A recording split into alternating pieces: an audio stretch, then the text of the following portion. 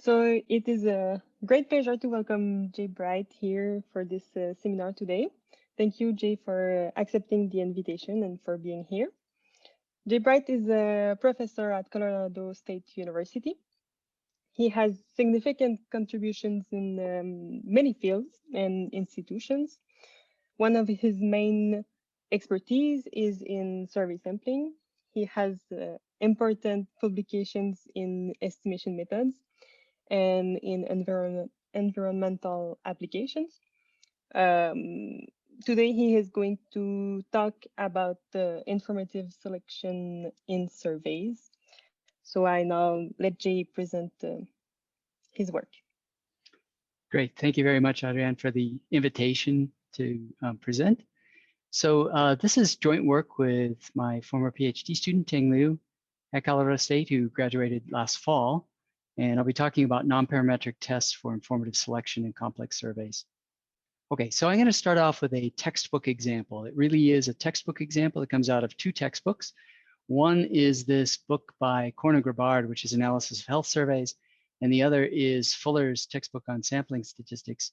And both of them talk about this particular survey called the National Maternal and Infant Health Survey. It's a real survey conducted by the US National Center for Health Statistics. And what it tries to do is look at infant health in particular, especially factors that are related to poor pregnancy outcomes.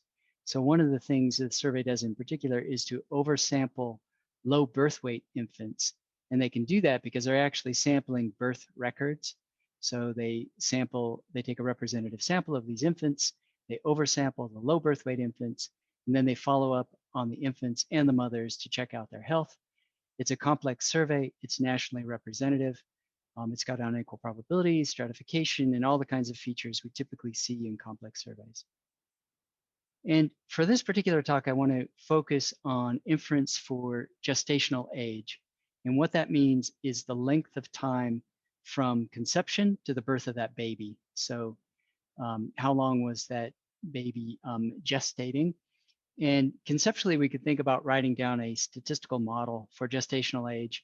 And let's say that yi is normal with mean theta and variance sigma squared. So that's our basic go-to model, but it's actually a pretty reasonable model for this particular biological characteristic. Let's suppose those are independent and identically distributed. And in surveys, we would think of that as the superpopulation model. An ordinary statistical model is the superpopulation. And what we get to see is a real and observable finite population. So we've got this set of identifiable elements. There's capital N of them. That's our universe. And for this example, that's all 3.9 million live births in the United States in 1988. And associated with each of those element indices, there's a realized gestational age. So there's a little y1 through little y cap n, which correspond to realizations of these random variables up in the superpopulation. And that finite population in surveys, a lot of times we just think of these as a bunch of real numbers that are fixed that have no particular probability structure. And we introduce the probability structure through a sample. And the sample is because we can't afford to observe all the realized values for the entire finite population. We only get to see the sample. We want to make inference on the distribution of y, or maybe some of its characteristics. And we'd like to know if this selection of the sample affects the inference. So it's useful to define a bit of notation. I'll use C sub I for the binary sample membership indicator. It's 1 if I is in the sample, it's 0 otherwise. And then the inclusion probabilities here, I'm thinking of these pi sub i's as the expectation of that binary indicator conditioned on a random variable pi I. So usually in surveys, we think of these pi i's, they're just some numbers. The designer gets to choose the pi sub i's to determine how the sample is selected. But it's useful to think of those as realizations of random variables because we're going to want to model these probabilities. So the probability that the indicator is 1 is the same as the expectation of the indicator. If we condition on capital pi I equal to little pi I, and we may condition on other stuff, but the answer is little pi I. Once we know those probabilities, we know what those indicators, how those indicators are behaving. And we'll once we have this random model for the pi i's, we can think about modeling it. In particular, we might want to write down a regression model for pi I as a function of the response of interest, yi. And here I've just written down a simple parametric model, quite general. Expected value of pi I given little capital yi is little yi is some function which depends on little yi and possibly some nuisance parameters psi. So in our particular little example of gestational age, we know that's strongly related to birth weight. The sort of older the infant is at birth, the more it tends to weigh. So if we write down our regression model, expected value of pi I given yi, it turns out that a pretty good regression model on a log scale just says that on a log scale it's linear. So the coefficient of gestational age is negative. So the older, the greater gestational age means tends to mean greater birth weight and therefore less likely to be sampled. This is an empirical model, but it's a pretty good one that actually has quite a bit of explanatory power for this particular set of inclusion probabilities. And now that we've got this parametric model for the average inclusion probability, we can start to look at things like, what is the distribution we're actually getting to see? So we have this distribution that we're interested in, f of y. This is the distribution in the superpopulation, but we don't get to see it. We only get to see the distribution of y given that it was selected for observation. So we get to see the y's conditioned on the binary indicator. And if you just use Bayes' rule and crank it out, you'll see that in fact, we don't get to observe observations directly from the superpopulation. We see them distorted by selection. And the selection involves that parametric model for the expectation of the inclusion probability. And below, this is just a normalizing constant. But you can see that this now is not the original superpopulation of interest, f of y. It's been distorted by selection through this row, which is the normalized version of mu. So this whole thing is sometimes called the sample PDF, and it can be used for inference. And that's not the main point of this talk. But if this thing depends non-trivially on y, then we have this distortion and we have informative selection. And if mu doesn't depend on y, then stuff will factor out, we'll get cancellation, and the distribution of the observations will be the same as the distribution of the superpopulation. So then everything's good. And just to drive this point home, I want to just look at some graphs here. So these are really simple. These four curves are all just the normal cumulative distribution function. It's exactly the same curve in every one of the four panels. And that's the gestational age superpopulation cumulative distribution function, which we'd like to make inference on. And the first step is to think about, all right, we've got a finite population, which is a realization from that superpopulation. And here it may be a little hard to see, but there is a quite fine black step function that tracks that blue curve very closely. So that's just the empirical distribution function for a large finite population realized from the superpopulation. So we'd like to make inference on the superpopulation. Let's draw a sample from the finite population. And when we do that, that's just these vertical bars here.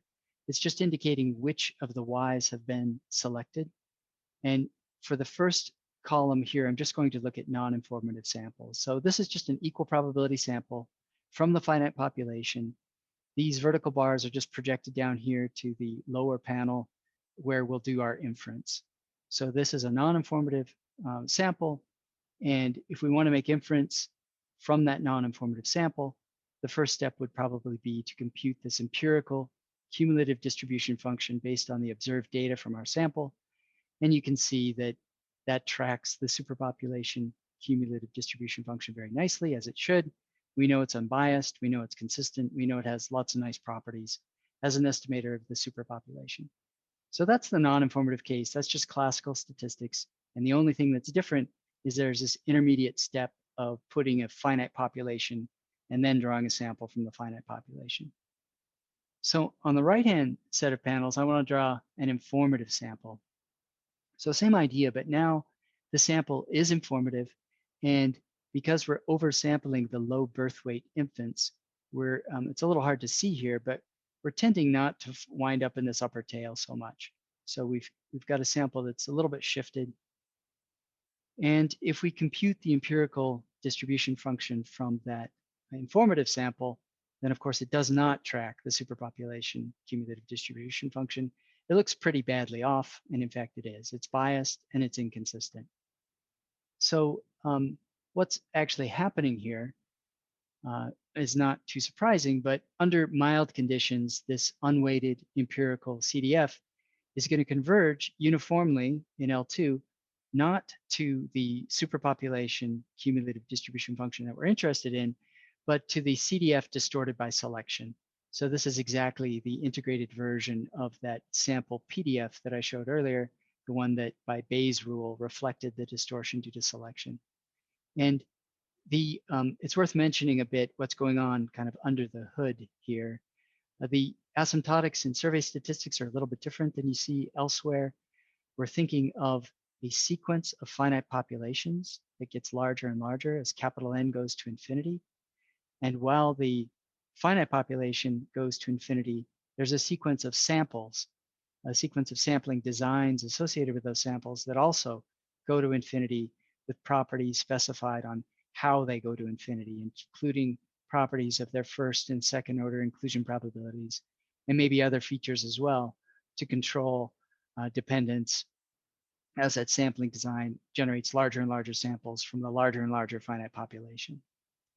So, so the details are in a paper here, but basically this works as you might expect. It converges to the wrong thing. It converges in a nice way, but it converges to the wrong thing. So what do we do about this? Let me get to that in a moment, but before doing that, let me just first say, what exactly does this look like for gestational age? In this particular case, we have an explicit form for that parametric function of y that describes selection. And so with a little bit of algebra, you can actually derive the distribution under selection. And it turns out to be exactly normal with the same variance as before, sigma squared. That's unchanged, but the mean is shifted. And the mean is shifted by a factor that depends on the strength of the informative selection, which is parameterized by delta. So that was the coefficient that showed up as the coefficient of gestational age in the selection model. So the unweighted CDF is going to converge not to the correct superpopulation model, this normal theta sigma squared, but to this shifted normal theta plus delta sigma squared with variance sigma squared. It's biased, it's inconsistent, so that's no good. And you can see that here. What's happening? The effect of selection, the unweighted empirical CDF is converging uniformly to this red curve, which again is exactly a normal CDF with just a location shift. That's the only difference. So what do we do about that? The most basic thing we do is design-based estimation, weighted estimation, also known as Horvitz-Thompson estimation, where we just use our inclusion probabilities, we invert them to construct sampling weights and construct weighted estimators by plugging in weights everywhere. For the CDF estimation, the CDF looks like we're first going to estimate the finite population CDF. And to do that, we're going to compute the sum over the universe of these indicators yi less than or equal to t. These CIs are the sample membership indicators. We've divided them by their inclusion probabilities. And then similarly in the denominator, we'll do the same thing. We're just going to sum up over the universe these indicators divided by their inclusion probabilities. The expectation of this random quantity with respect to the design is the only thing random is this CI. Its expectation is pi I, so that cancels, it gives you a 1, that's capital N. So this is unbiased for the size of the population. This is unbiased for the usual numerator of the finite population CDF. And the whole thing is asymptotically unbiased and consistent for the finite population CDF. And then the finite population CDF just looks like a giant IID sample from the superpopulation. So that's consistent for the superpopulation CDF. So if we look at our weighted estimator minus superpopulation CDF, then that's weighted minus finite population CDF. This is going to 0 by standard design-based survey stuff. And this other piece, finite population minus superpopulation, is going to 0 by standard statistical modeling and theory. So the whole thing will converge to 0, and we'll have a consistent estimator of the superpopulation CDF. So that approach works quite generally. We can plug in weighted estimators wherever we like, and we'll wind up with sensible estimators that converge. And what it looks like for this particular case, looking at the superpopulation CDF, which is our target, if we put in weighted estimates over here on the left, weighted and unweighted look exactly the same because the weights were equal because the probabilities were equal in that non-informative sample. But over here, you can see that the weighted estimate looks like it is targeting the correct superpopulation CDF. The unweighted estimate was wrong. It was targeting the wrong CDF, distorted by selection. Okay, so that's kind of all the critical ideas behind what's going to go on in the testing that I'll describe. So how do you deal with selection? The usual default option is to use classical design-based techniques, which means just compute sampling weights and apply them wherever you can. This is simple. It's readily available in software. It's usually not the most efficient thing you could do. So if you could avoid it, you would often gain a bit of efficiency. And it's also not applicable in some contexts. There are some modeling contexts within surveys where we're not trying to do population level inference. Maybe we're trying to make inference for subpopulations, or we have other problems where we would really like to avoid having to deal with this informative selection and the modeling of the survey weights or the inclusion probabilities. So another possible option is to test for informative selection. And if there's no evidence of informative selection, then you could just sort of proceed cautiously as if there isn't any, and you could use fully efficient likelihood-based methods in that setting. If there is evidence of informative selection, then you have to go to more trouble. Maybe you can get away with design-based techniques, the survey-weighted techniques that are very familiar and readily available. But if not, you'll have to do something that explicitly models those probabilities or somehow takes account the effects of selection. So that's the setting here. And I'm always going to be working with the survey weights, which I'll be thinking of as inverse inclusion probabilities. They could be more complicated, but I won't describe that. And in all of what I'll describe, we're going to test for informative selection by testing for a difference between weighted and unweighted estimates of different things. They might be weighted and unweighted parameter estimates, and those are the basis of classical techniques. They might be weighted or unweighted cumulative distribution functions, or they might be weighted or unweighted kernel means. So these two non-parametric procedures for testing informative selection are going to be the new content of this talk. So the first of these is just a classic method. How do you handle the parametric model? Is just a linear model. What do you do if you want to test for informative selection? So the linear model has these covariates xi, unknown regression coefficients theta, and under informative selection, the weighted regression coefficients will be unbiased and consistent for the correct superpopulation regression coefficients, but the unweighted estimates won't be. And it turns out that algebraically, these two things will have the same expectation if and only if these parameters gamma are 0 in an expanded regression model. And the way you expand that regression model is really simple. You have your basic regression model that you started off with in the superpopulation, so just the covariates. And then you just add in as additional covariates all the weight by covariate interactions. So if you have an intercept, you add in a weighted intercept, which is just a weight. If you have an x, you add in a weighted x, and you put in all those interactions. You set up this extended linear model, and you test the hypothesis that gamma equals 0. And that is just a standard F-test. This goes back to a paper by Dumichel and Duncan with some important contributions by Fuller. And I'll refer to that as a Dumichel and Duncan test. So pretty simple test to implement. In our simple example, we only have an intercept, just a mean in our superpopulation model. So we expand that by adding the weighted intercept, which is just a single term. We just stick in the weights. We test this full model versus this reduced model by fitting both models, full and reduced, and just doing analysis of variance. So it's just that basic F-test. Our F-statistic is huge, and our p-value is extremely small, saying that we reject the null hypothesis of non-informative selection no, these two estimates, weighted and unweighted, are not targeting the same thing. Yes, there is evidence of informative selection, not surprisingly.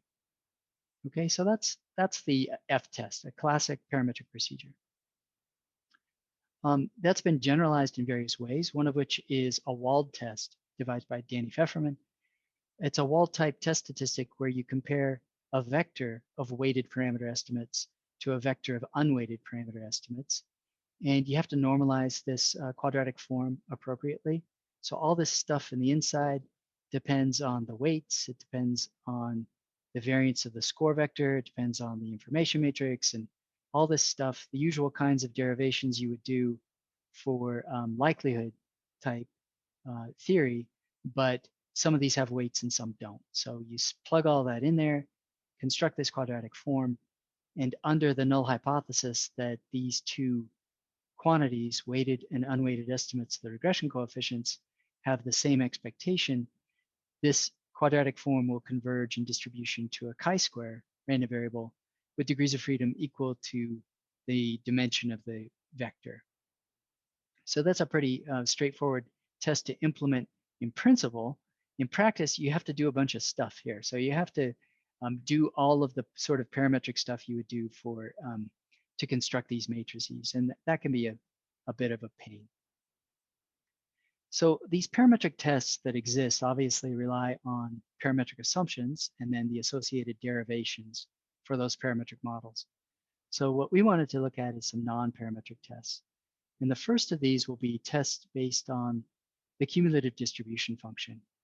And this is directly motivated by classical two-sample tests. So if you think about the classic two-sample testing framework, we've got two distributions, P and Q. We've got an IID sample from P. We've got an IID sample from Q. Those two samples are independent, and we want to know, does P equal Q? And so there's many ways to do that problem, but typical non-parametric ways are to compute the empirical CDF of the P sample, compute the empirical CDF of the Q sample, compare them somehow, maybe by Kolmogorov-Smirnov, maybe by Cramer-von Mises, and use that as the basis for constructing your test.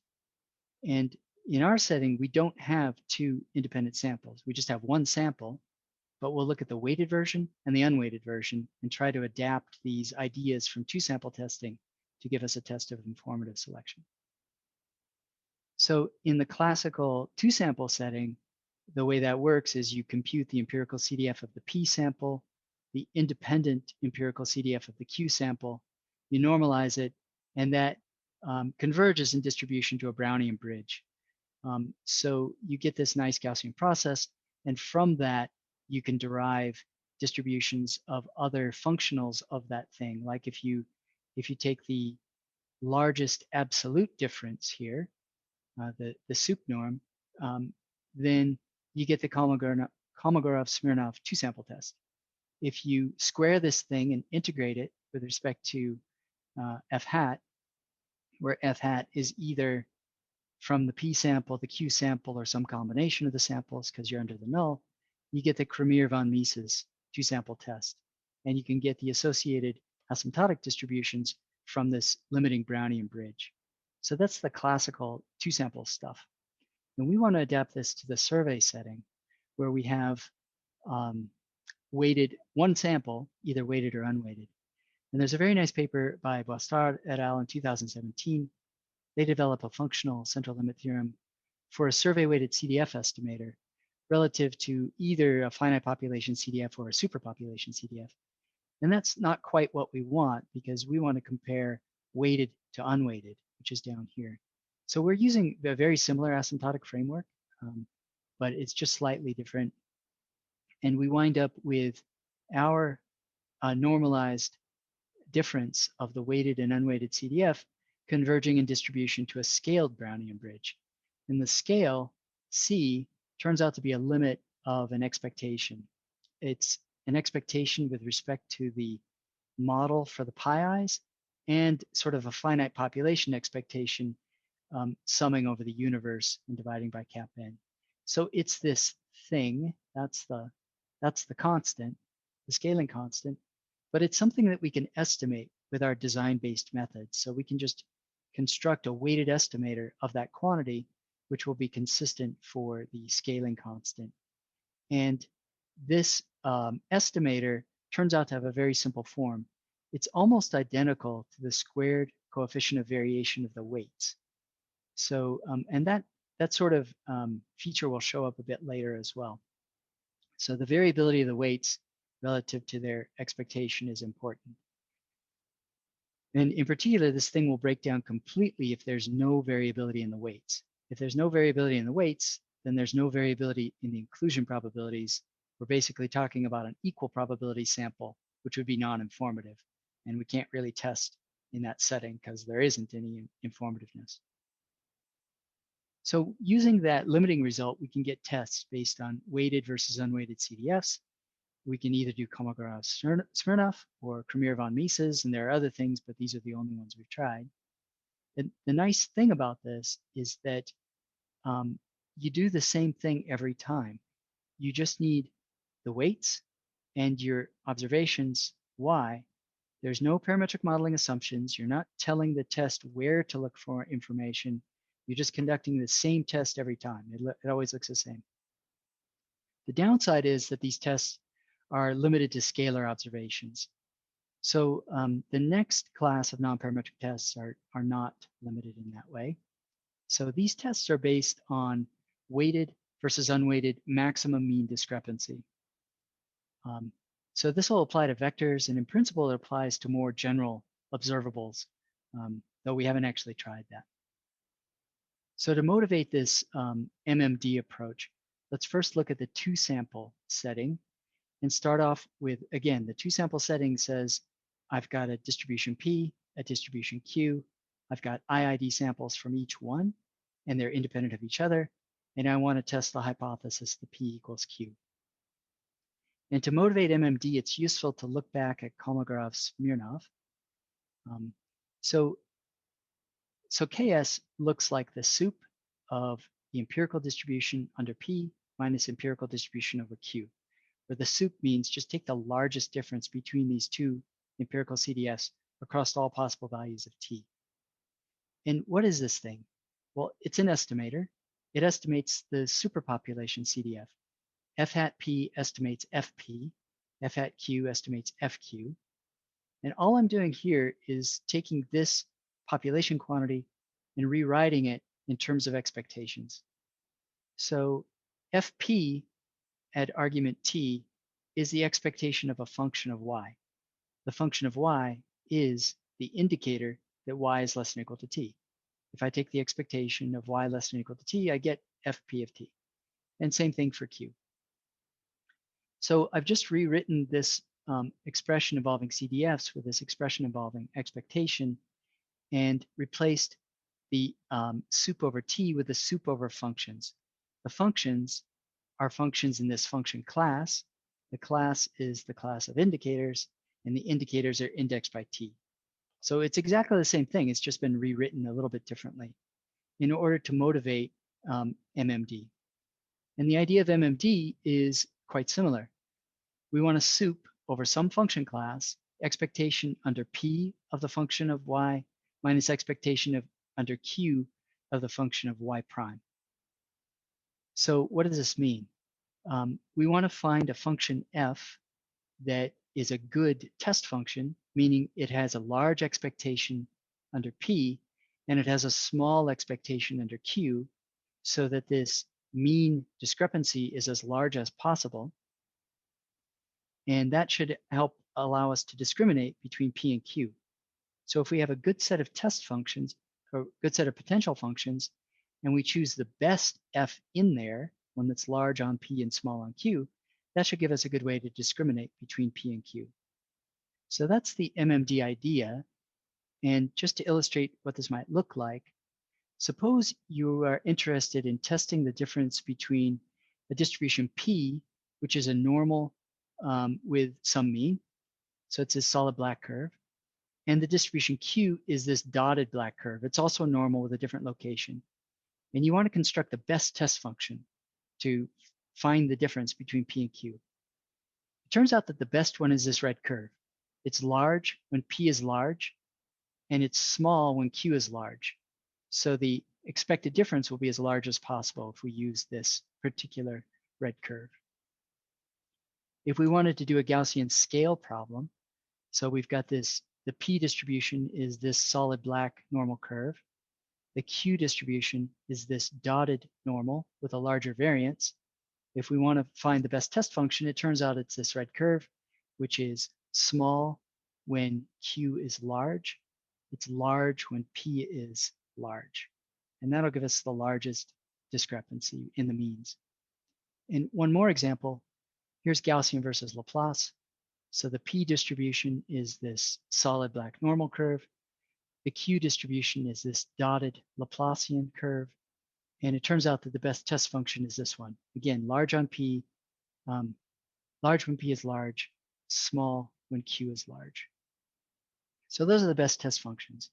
And that seems kind of impossible. I mean, how are you going to choose the best test functions? And it turns out that you get to avoid this problem of finding the best test function entirely if you choose a nice class of functions from which to select.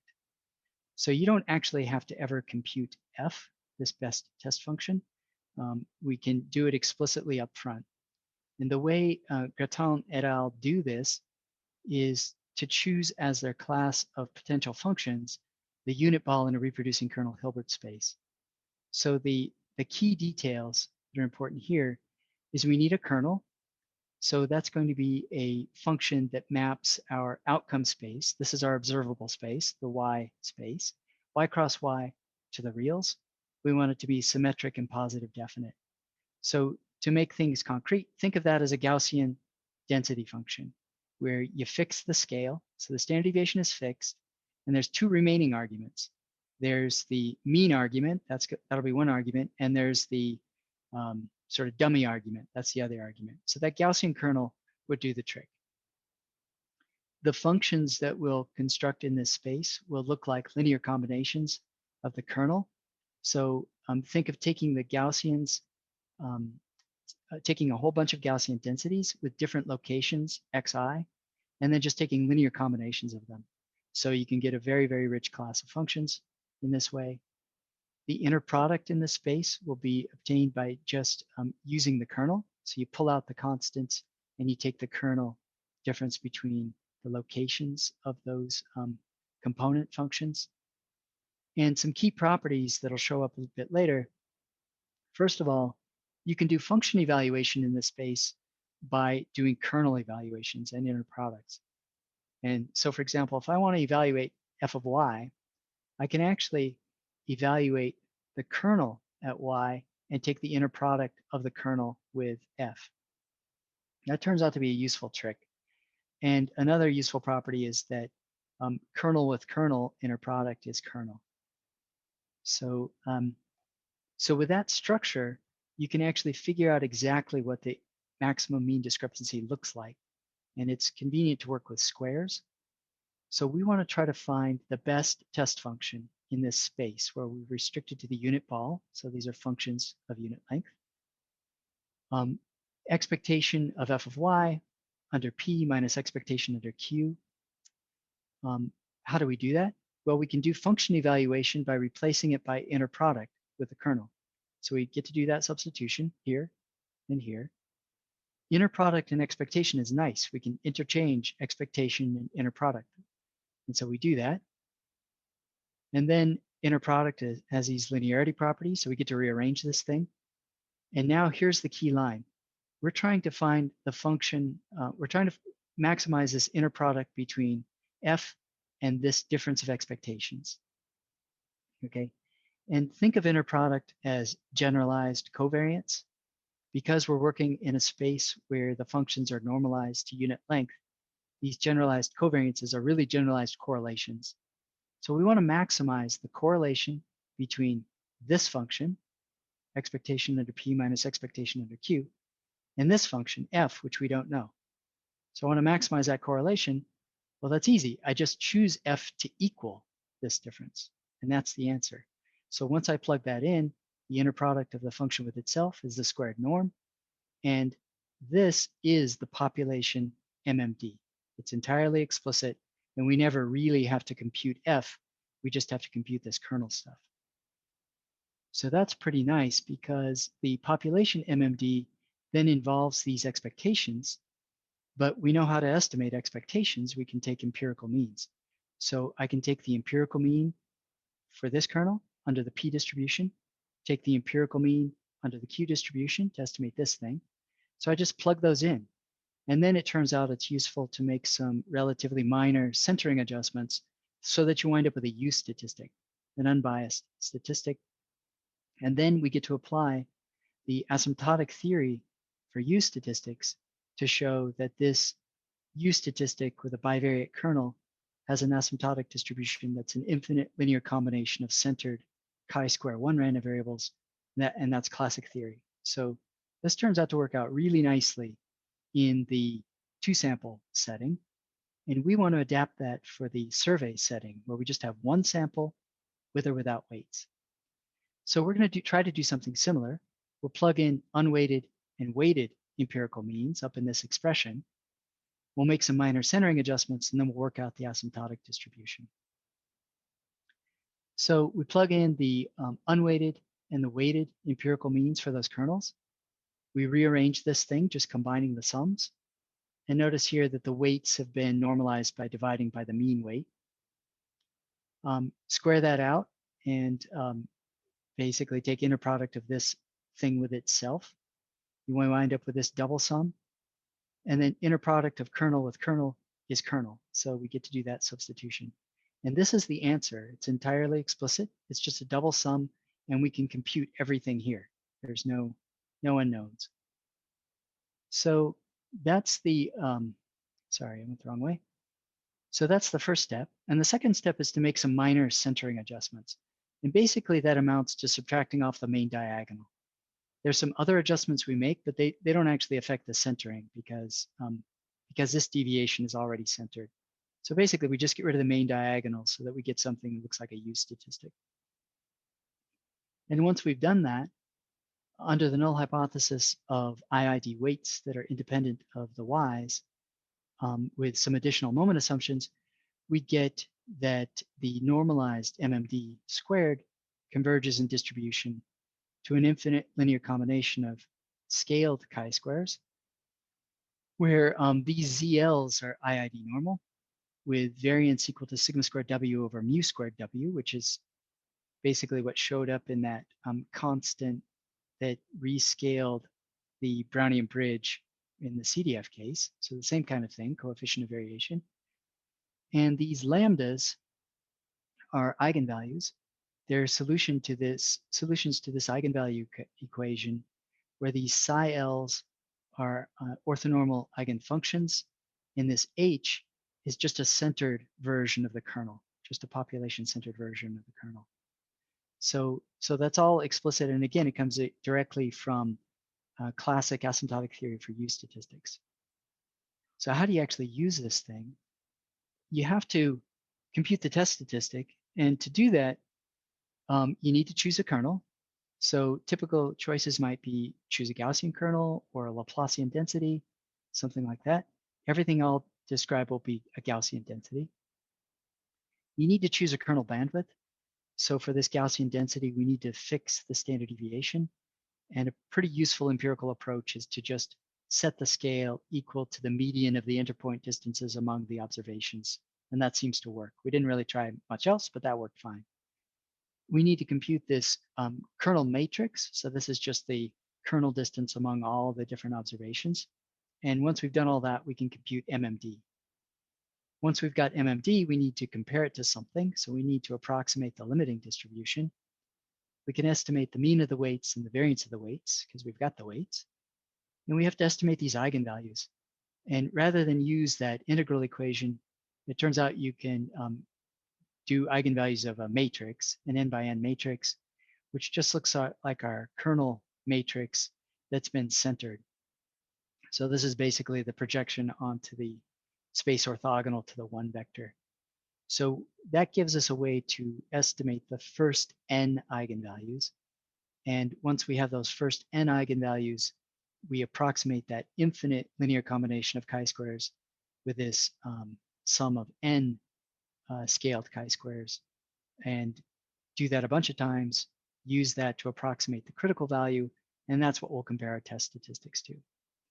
So that's the setup. And I want to turn now to some empirical results. First, talking about some simulation experiments. We'll compare the parametric tests that I described, Dumischel and Duncan and Pfefferman, the CDFS-based test and the MMD test, looking at their size under the null hypothesis of non-informative selection, and looking at power for various amounts of informativeness. I'll do that gestational age example, or something closely related to it.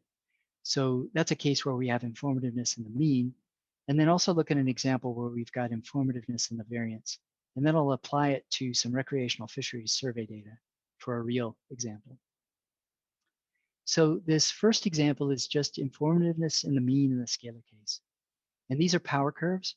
And just up here, for gestational age, the real data, the value of delta was about 0.175 in the empirical model. And it turns out that's huge. That's hugely informative.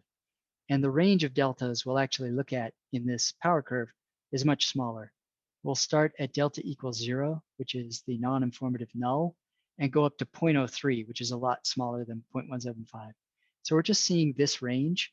And you can see that at the non-informative null, all of these tests have approximately the correct size, and the power increases pretty rapidly, and they're pretty much all doing the right thing once we get out to about 0.02 or so. They have different power in between, with the most powerful test being Dumischel and Duncan, which is nearly optimal in this setting because it's exactly the right thing to do. Where Dumischel and Duncan looks for a difference in the mean as a measure of informativeness, and that's where all the informativeness is. So it's doing exactly the right test, it's fully parametric, and it's doing a good job. The non-parametric tests range in power. The lowest happens to be KS in this setting. Maybe a little surprisingly, Pfefferman, which is also parametric, isn't doing that great, but in part that's because even though it's fully parametric, it's looking for informativeness both in the mean and in the variance, the two parameters of the model. And there is no informativeness in the variance, so it's kind of wasting a bit of power in building that chi-square statistic. But all the methods work reasonably well here, and it's worth reminding that the non-parametric procedures don't make any parametric assumptions at all. So they're just, you just apply it to the weights and the y's and you're done. Okay, the next example, we want to extend this gestational age by just keeping the original example, but hiding it in a vector of increasing dimension. So there's going to be an M vector, only one component of which has any informative selection. It happens to be the first component, but we don't know that. And we'll let M increase. So it looks exactly like before. There's just M dimensions, one of which has informative selection. All the rest have no informative selection. Because this is a vector, we can only use MMD in this setting. And these are the power curves. For M equal 1, that's the original power curve that I showed you. And then as M increases, the informativeness is increasingly hidden because it's just somewhere among those dimensions. And MMD has no idea where to look. It's just looking generally. And you can see the power drops off pretty quickly, but they still has power for all these dimensions. So it's not bad given that it doesn't know anything. And in this case in particular, it's looking in 64-dimensional space, one component of which has any information, and it's finding some out there. So that's pretty good for a completely naive procedure. You don't tell it anything, it just looks on its own. So the next example is a location scale t distribution. And here, if we start out with IID normals zi right here, and we divide them by the square root of independent chi-squares over the degrees of freedom, that's a t with new degrees of freedom. We'll rescale it to get a standard t, and rescale it again to get a t with variance sigma squared. And if we take all this rescaling stuff together and call it sigma I, then another way to think of this model is it's conditionally normal given sigma I. All of these have mean mu, and the conditional variance is sigma squared I. So unconditionally, these are location scale t. Conditionally, they're heteroscedastic normals. And the reason for thinking of it that way is because it turns out that in surveys, there's a classic result that says the optimal design when you have heteroscedasticity is to sample with probabilities proportional to that heteroscedasticity. And we're not quite going to do that, but we're going to allow it as one extreme. So we'll construct these size measures di, which look like a convex combination of sigma I and something with the same distribution as sigma I, but independent of everything in sight. So if rho equals 0, this is non-informative sampling. We'll just sample with probabilities proportional to di. If rho equals 1, it's sort of that optimal, very informative design. So we'll look at that range from 0 to 1. And these are the power curves. In this particular case, Pfefferman is the most powerful, and it knows everything. It has kind of fully, it knows everything about the distribution from which it's trying to detect informativeness. MMD does remarkably well in this case.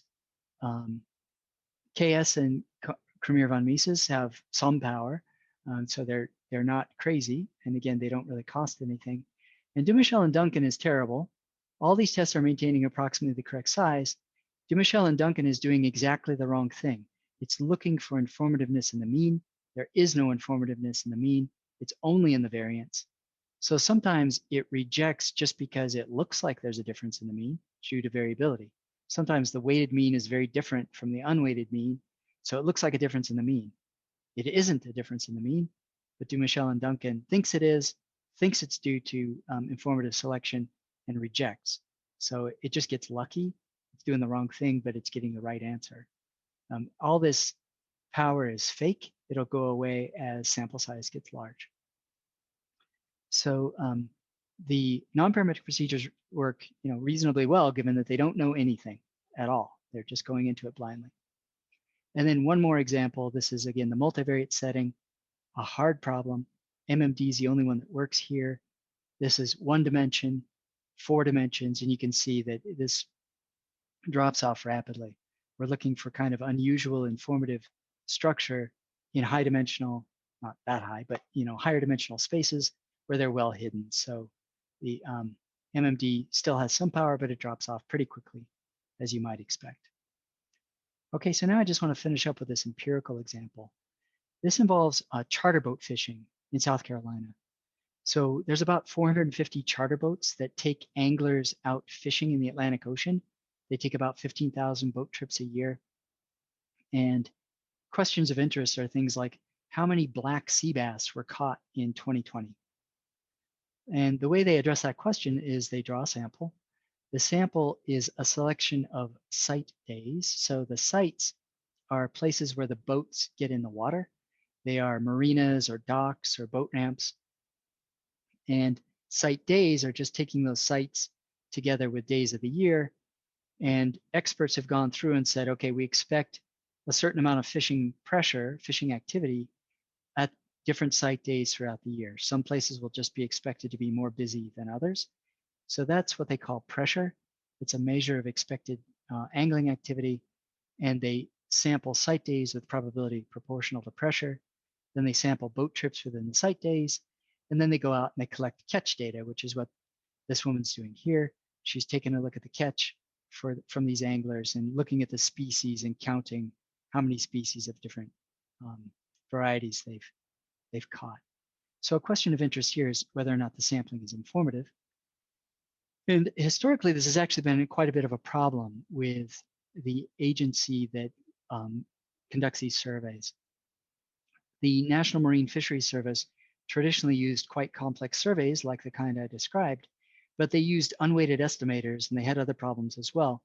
And a long time ago, I actually served on an expert panel that reviewed recreational fisheries survey methods and pointed out this problem, and that led to extensive revisions of recreational fisheries surveys methods.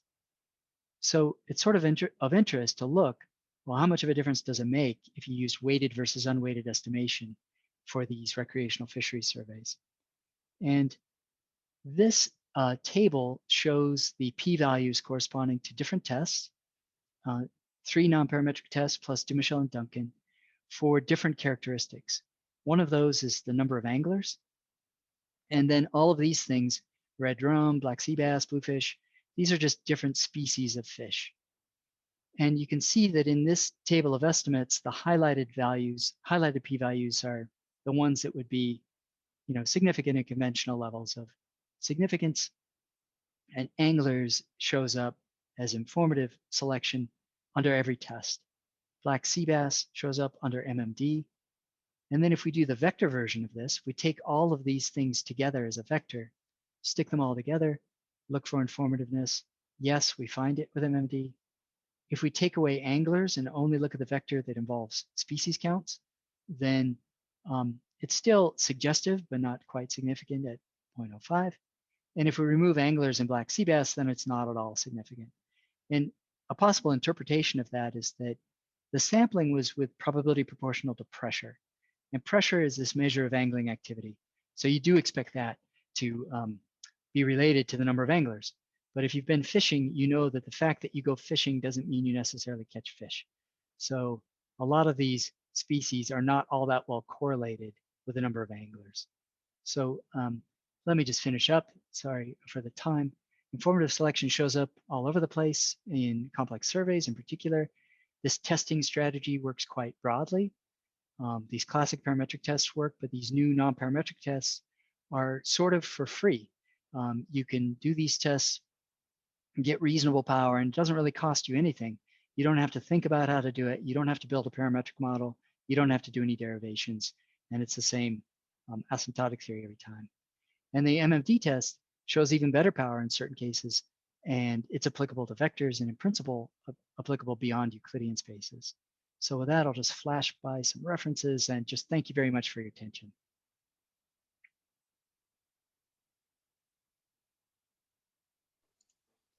I will unmute myself. Thank you, Jay, for your presentation. We can take some questions if there are some questions.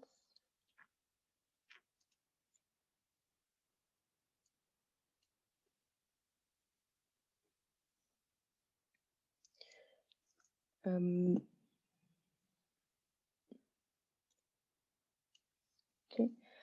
If not, I have a question for you. So Sure. the second class with the MMD approach, it all depends on this discrepancy choice. Can you choose another discrepancy measure, or it is all working because of your choice? Yeah, so there are other classes of functions you might choose. So for the class of functions that are described there, as soon as you choose the kernel, that's the only choice, and then you have the answer. If you choose some other function class, you could certainly choose other discrepancies. And Kolmogorov-Smirnov is one example of that, but there are other examples of discrepancies you could choose and then maximize over some function class. So there's actually a number of different techniques that one might try. This one seemed pretty slick. I had actually never heard of it before, before Teng showed it to me, and it seemed to work quite well for our particular application. But yeah, there's a whole class of these kernel learning methods that one might employ. And this choice of kernel and the width that you were talking about, is it an important choice? If you make another choice, is it going to be really different? So I have limited expertise with which to answer the question. So we've tried a few different kernels and a few different bandwidth choices, and it made essentially no difference at all. It was the results were almost identical, remarkably similar, and I can imagine. And we looked at a few different kernel choices, a few different bandwidth choices, and we looked at other choices of informative selection. More of what we did was looked at other designs. So this is kind of set up as if we have a single stage of sampling. We looked at multiple stages. And, this was my next question. So okay. Go on. yeah. So we looked at that just empirically. So we took some of these examples and just converted them into multiple stages of selection. And depending on how you think about structuring that, you might look at sort of the kernel means for the cluster, sorry, the kernel differences for the cluster means, and so on. And sorry, I'm looking at the chat at the same time I'm trying to answer the question. I see some questions, and and so only looking at that problem empirically, without deriving the full asymptotic theory, but sort of guessing, it works exactly the same way, no problem. We haven't actually formally derived the asymptotic theory. We've looked at the case where you replace the raw observations over inclusion probabilities by cluster estimated totals over cluster inclusion probabilities. And it works this almost identically as you might expect. So beyond that sort of empirical investigation and sort of looking at it and saying, yeah, we think this will work, we haven't gone beyond that really. And and I just see a question in the chat here. As I understand it, the tests are based on the idea of comparing the weighted and unweighted characteristics of the same sample. And that's exactly correct. Yep. So we just have one sample with or without weights. But it does turn out. And then the other question, does the normalized difference converge to a Brownian bridge according to the scale?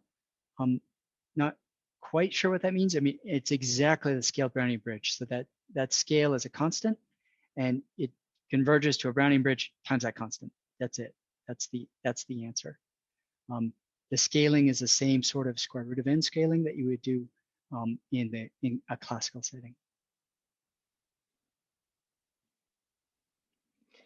So, are you planning on extending the research to other designs or it's just or not?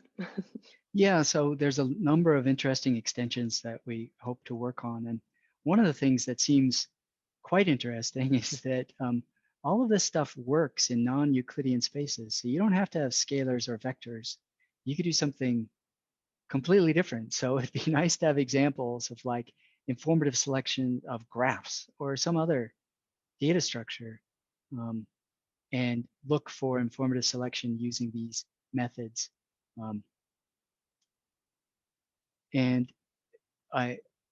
So there's a bunch of potentially interesting extensions that we're just starting to work out. And I see one more question in the chat. Knowing, should I? Yeah, go ahead. Knowing that survey processes can systematically affect survey estimates, how do you quantify and adjust for these discontinuities between designs to ensure the comparability of the estimates over time? And that's a great question. So there's a lot of ways people do that. And these kinds of techniques that I've described might be one possible approach that is kind of a potential extension. But among the many ways you might do this are to imagine that there's some latent process underlying. There's some kind of a superpopulation model underlying everything, and the survey processes that you're applying to that underlying latent structure are leading to systematic differences. So they aren't real differences in the population you're surveying. They're differences due to methodological differences in the surveys. And you can try to model that and adjust for it in many different ways. People use techniques that are akin to small area estimation to try to make those adjustments. But other kinds of adjustments might involve trying to calibrate or adjust weights so that the discontinuities are minimized if you're using sort of a classical design-based procedure. So the question asked is a big one. It's an important one because this happens all the time. Surveys have to be periodically redesigned because everything we're looking at in surveys is a moving target, and the methodologies change, the technologies change, the non-response characteristics change, and so we're always having to use new methodologies with their own sort of idiosyncratic features, and If we don't adjust for that, we'll have differences that are just due to methodological differences, not due to real differences in the population we're trying to study. So those are certainly important questions about discontinuities in survey design. A big question. Are there other questions for our speaker?